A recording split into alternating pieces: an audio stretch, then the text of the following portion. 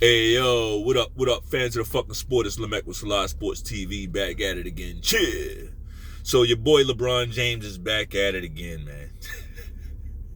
This guy, don't stop, man. Insufferable guy, LeBron James. Like zero redeemable qualities. Right, to the public. Now, his family, I'm sure they think he's a great guy, right? As they should. But to the public, this guy is, he's horrible character. Horrible character. Lamech, that's kind of harsh. Why you saying that, brother? You ain't even say what the man did yet. Well, you just got here. So let's take a gander. And before I even get started, hey, LeBron James, I see that you came to YouTube and all that. I see that you made a move over to YouTube and, you LeBron James, right? The face of the NBA, but you want to be on YouTube talking shit. You want to be on YouTube giving people, letting people know how the sausage is made, right?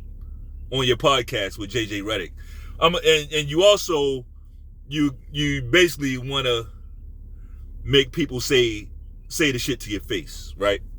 I'm going to say it to your face, cocksucker. I'm going to say you coming to YouTube ain't going to stop nothing. If anything, it might speed up the shit. Right? Michael Jordan didn't have to play these games. Michael Jordan didn't give a fuck what you, still don't give a fuck what you or nobody else think about him. You know why? That's a side effect of actually putting your shit down. And when you do it, you put your foot down in that motherfucker and you know nobody did it like you. Nobody could do it while you was at the top of your game. Nobody else could eat. Well, you know that. There's no argument. Right? Yeah, and during COVID, he came out and dropped the Last Dance documentary, but that was just, we already knew that. We lived through that. We already saw all that shit. That's for you. That's for y'all, you young dudes, right? And that's the Last Dance documentary. That's what got y'all all heated, right? Because you actually saw the greatness. See, it at some point it was kept away from you, but once Jordan put that shit in your fucking face, pause, no Diddy, right? That's what the kid's saying now, no Diddy, right? I'm gonna go with it. I'm gonna go with it, no Diddy, right? But anyway, insufferable guy, LeBron James. On one of his latest, I don't watch the shit. I'm not subscribed to his podcast. I basically see what he's saying from other people, right? Shout out to Angry Hoops fan. Shout out to Ticket TV. I'm sure some other basketball content creators that I watch, but this guy gets on his podcast and LeBron James gets on his fucking podcast and has the gall, what's Stephen A's word? The unmitigated gall, right? To get up there and say, oh, it Miami Heat, yeah, everybody say that was a super team, but really we just had a bunch of minimum guys.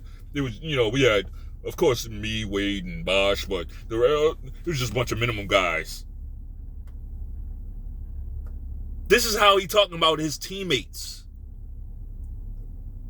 This is how LeBron James want to get out there and talk about his teammates. And it's always when they lose. Like a lot of you LeBron James fans, I don't, honestly, I see y'all saying shit like online. I see y'all saying shit like, why do y'all hate, what did he do? Like, why do y'all hate LeBron so much? Like, nobody was hating him at first. People do hate. I'm going to give it to you. People hate him now. It's because of him. It's because of what he puts out there. He's always bitching. Always crying. Nobody hit him. We got slow motion. Like, this cocksucker don't realize that we watching TV, so we can rewind shit back, slow it down, see this cocksucker not getting hit at all, not getting touched, but he's... Bitch, it ain't no blood on your head. How many times you gotta pat your fucking head to see that there ain't nothing there? Ain't nobody touched you. Nobody touched this motherfucker. Like, it's one thing to flop and stuff like that. No. The stuff LeBron does, LeBron got a problem, bro. Something wrong with that guy, man. That's a level of, like, nobody touched him. Nobody's around him. And he's 6'9", 260-something pounds. And he's flopping and acting like the slightest touch just gets him. Yo. Horrible brand ambassador for basketball. Right? But it's something about Miami that LeBron really doesn't like. Something about his time in Miami that really puts a sour taste in his mouth. Because every time he talks about Miami, it's something negative. Now, you would think the franchise that basically gift wrapped and handed him his first couple of championships, he would have some reverence, some respect for him, right? You would think that. Some loyalty, right? You didn't know how to fucking win. And this is what really, really, really, really, really, really bugs me about his comments, talking about minimum guys. Minimum guys. He's calling NBA players minimum guys. So if you was on this cocksucker's team, now you know what he really think about you. Right? You, your family, and everything you got going, and all the people that depend on you, to LeBron, you just a minimum guy.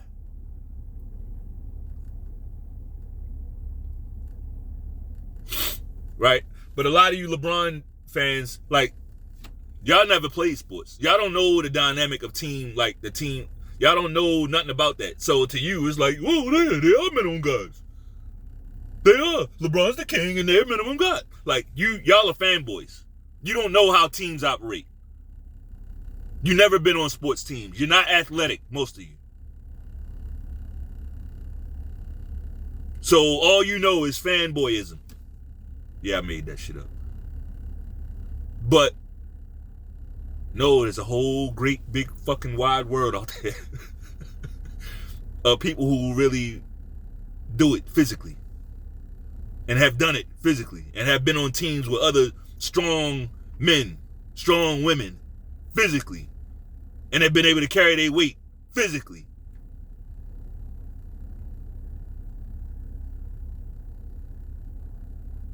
Like, you don't get up there on fucking TV and minimum guys. And then JJ Redick, he is pathetic, man. Like, he knows that's bullshit. He knows, like, JJ Redick wasn't no star player. I ain't gonna say JJ Redick was a minimum guy, but no pushback at all. Damn, LeBron, what do you mean, minimum player? Like, he didn't, it's just like, whatever LeBron says, he just eating it up. Eating it up. Here's what really disturbs me about his minimum players comment, though. In 2011, yeah, we ain't letting that go, cocksucker. We watched you crash and burn in 2011 in the NBA Finals. That season, LeBron averaged over 27 points a game in the regular season. A phenomenal season LeBron had in the regular season. Actually was playing some defense, right? But when he got to the finals,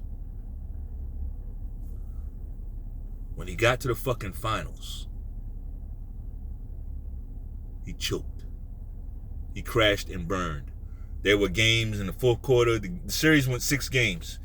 There were, I think, 2 or 3 games. There was a game where LeBron didn't score any points in the fourth quarter. There was a game where LeBron scored 2 points in the fourth quarter, right? LeBron finished that season. I told you what his season average was. He was over 27 points a game that season. In that series, he was under 18 points a game. Which, it happens, right? It happens. But you would think he got held down because of maybe they put Sean Marion on him, maybe they put this guy on him, maybe they put that guy. They put JJ Barrera on him. A minimum guy. They put a minimum guy on you and got you the fuck out of there. That minimum guy was up there raising the fucking trophy after he shut you down. And they put you on an old minimum guy. Jason Terry at that point was older. He was a veteran. And you couldn't stop him. Another minimum guy. Tearing your ass up, no Diddy.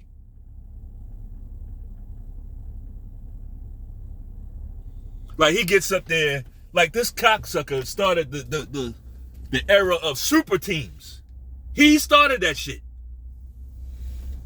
And I know y'all try to muddy up the water, so I'm going to be clear about what a super team is. What a super team is when guys, when more than two players,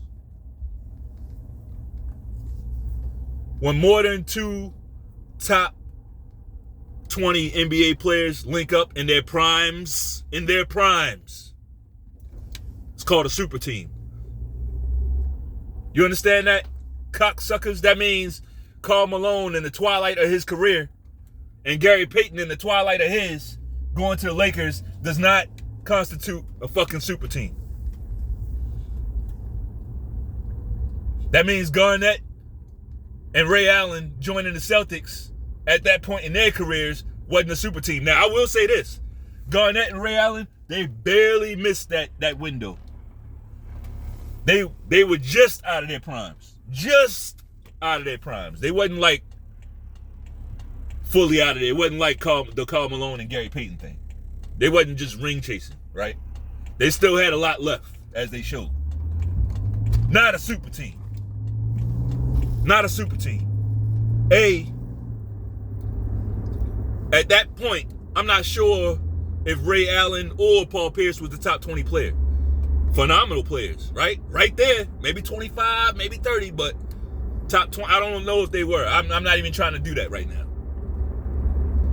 I'm trying to define super team to all you LeBron James apologists, right? So this guy did that. I'm taking my talents to South Beach, right? This is why people don't like you. It's the stuff you do. That special, going on there and taking your talents to South Beach, you didn't have to do that. You could have just signed with the Miami Heat, but it's you. So extra. So extra.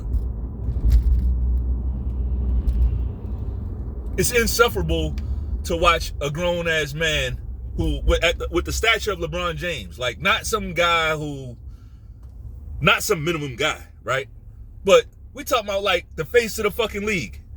The one they always, everything he does, they telling us what he did. Oh, LeBron dunked the ball 3 times today. LeBron, they telling us they filling us in on everything he does. LeBron, the oldest player to have 3 layups with the left hand in one game. Right? Stupid shit. Stupid shit.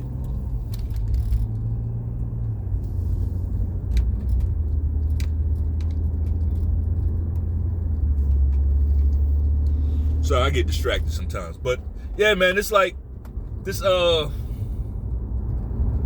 man, they are destroying professional basketball. And I'm talking about utterly. I touched on this the other day.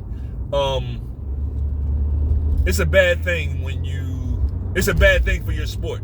Like basketball, I'm not sure if basketball is going to be able to recover from this. And Adam Silver is a piece of shit, bro. I don't know how he got that job. I don't know who he knew or what type of backdoor deal he fucking made to get that job, commissioner job. But he's done an absolute shit job as commissioner. You got NBA players shitting on legends. Now you just had what was this, a couple years ago? A legend thing, like a top 100 players, and you brought all these legends out, right? You brought all these fucking legends out, and look at the current players. Constantly shitting on the legends, the guys that paved the way for them.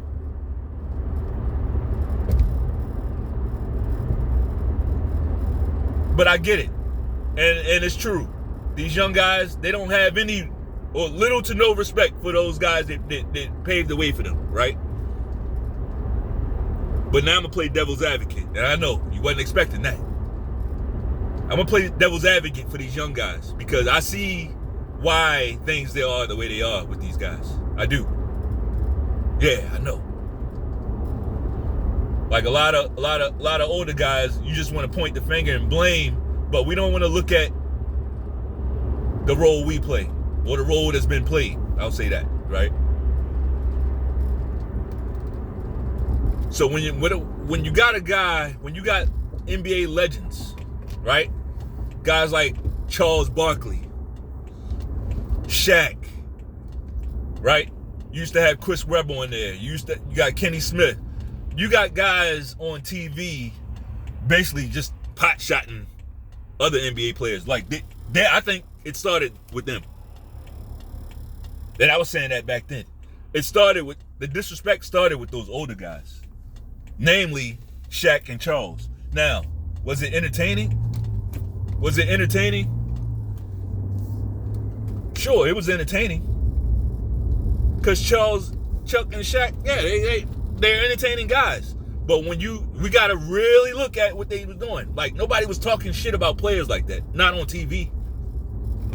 Like, if you're on TV as an analyst covering the NBA, you shouldn't be allowed to trash the players. Right? Except for certain obvious, like when Draymond just hop up and start choking somebody from behind. Like, yeah, I get that. But this Shaqtin' a fool and just clowning, roasting guys I think that did damage. I think it did damage. And it basically, here's the thing, and this goes for young people, old people, it don't really matter who it is, but especially for young people. If they don't feel like you care about them, man, you can kick rocks. Why the hell they gonna listen to you? They barely taught to respect their elders anyway, right? They're barely taught that anyway. So if you're gonna come out not acting like an elder, you're gonna come out roasting, talking about Shaqtin' a fool and like pointing the finger and laughing, humiliating guys on TV. Why would you think they about to bow down and show obeisance to you? That's not how it works. That's not how it works. So now we've come full circle as far as media. We got media people on TV talking like us. It's like they want to be us. And a lot of us, well, a lot of y'all want to be them. Right? They want to be able to just talk freely like Stephen A. Everybody got a fucking podcast now. They want to do what we doing. Because on TV, you can't talk like this. You can't be real. You can't be real. But, like, LeBron, bro, at some point, nah, you know what? We just going to ride it out because he ain't going to change. This guy ain't going to change nothing. If anything, he's going to get even worse. That's how it works. I mean, you see him out there now, he's elbowing guys in the head. This guy who you can't even touch, you can come close to him, he's still going to flop like you laid him out. That guy who's doing all the flopping, now he's drilling guys, elbowing guys in the head, going to the hole. He's doing that now. Right? He's doing, like, that's the move Ron Artest did to James Harden. Remember that? He's doing that in games and finishing the game. So, it's cool because one thing about it, if you're watching, everybody sees this guy. Everybody, like, his image is shit. All you got is his LeBron army going out trying to convince everybody. But the more they do that, the more people hate him. Nobody likes this guy. Nobody likes the game. It's ruined. And that's all I got. If you like the video, bang off on that like button one time. Peace.